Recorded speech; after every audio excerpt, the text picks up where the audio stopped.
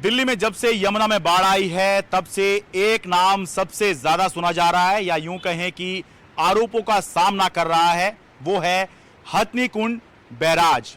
कहा जा रहा है कि हथनीकुंड बैराज से बड़ी मात्रा में पानी छोड़ा गया, जिसकी वजह से दिल्ली में यमुना में बाढ़ आई।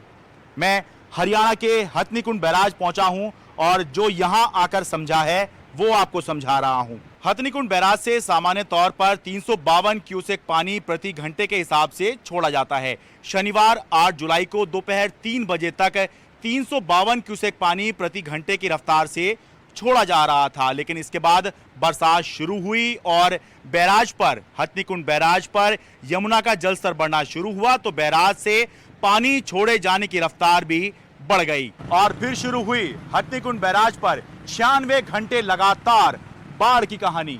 बैराज से जब 1 लाख क्यूसेक से ज्यादा की रफ्तार से पानी छोड़ा जाता है तो इसको बाढ़ की स्थिति कहा जाता है। रविवार 9 जुलाई शाम 4 बजे जब पहली बार 1,11,000 क्यूसेक पानी छोड़ा गया तो बाढ़ की स्थिति घोषित हो गई और इसके बाद लगातार हर घंटे 1 लाख क्यूसेक से ज्यादा पानी बैराज से यमुना में छोड़ा जाता रहा और 11 जुलाई को सुबह 11 बजे ये स्थिति आ गई कि एक समय 3,60,000 क्यूसेक से ज्यादा पानी यमुना में छोड़ा गया। सोचिए कि सामान्य तौर पर जहां 352 क्यूसेक की रफ्तार से पानी यमुना में छोड़ा जाता है, वहीं 3,60,000 क्यूसेक की रफ्तार से यमुना के अंदर पानी छोड़ा गया, यानी करीब 1000 गुना ज्यादा की स्पीड से पानी छोड़ा गया। जलस्तर बढ़ा तो यमुना में बाढ़ कैसे नहीं आएगी।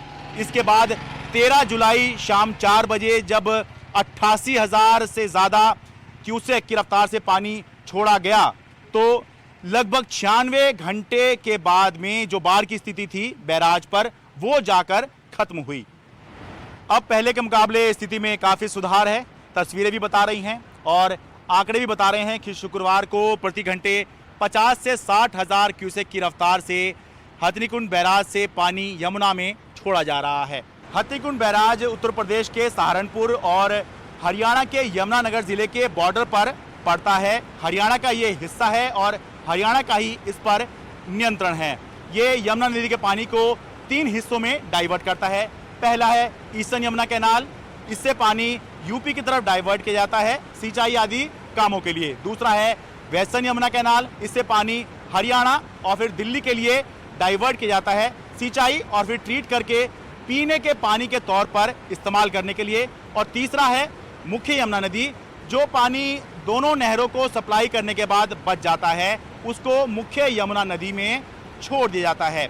जब यमुना नदी में बाढ़ की स्थिति होती है, यानी कि 1 लाख क्यूसेक से ज़्यादा पानी की रफ्तार से यहाँ से पानी छोड़ा जा रहा होता है तो नहरों को पानी की सप्लाई बंद कर दी जाती है, क्योंकि पानी के साथ गाद बहुत ज़्यादा आती है। तो 9 जुलाई को जब बाढ़ की स्थिति बनी तो दोनों नहरों को पानी की सप्लाई बंद कर दी गई, लेकिन 13 जुलाई को जब बाढ़ की स्थिति खत्म हुई तो दोनों तरफ से पूछा गया क्या आपको पानी चाहिए, तो यूपी की तरफ से फिलहाल पानी के लिए मना कर दिया गया। इस वजह से ईस्टर्न यमुना कैनाल अभी सूखी हुई दिखाई दे रही है, जबकि हरियाणा से जब पूछा गया तो उन्होंने पानी की इच्छा जताई, इसलिए वेस्टर्न यमुना कैनाल भरी हुई दिखाई दे रही है। और यमुना कैसी दिखाई दे रही है आप देख ही रहे हैं। बैराज तो यूं ही चर्चा में आ गया। सच ये है कि हमको आदत हो गई है जीवनदायिनी यमुना नदी को खुद अपने जीवन के लिए संघर्ष करते हुए देखने की, वरना बरसात के मौसम में भी अगर यमुना अपने साधारण स्वरूप में नहीं आएगी, यमुना में बाढ़ नहीं आएगी, तो फिर कब आएगी।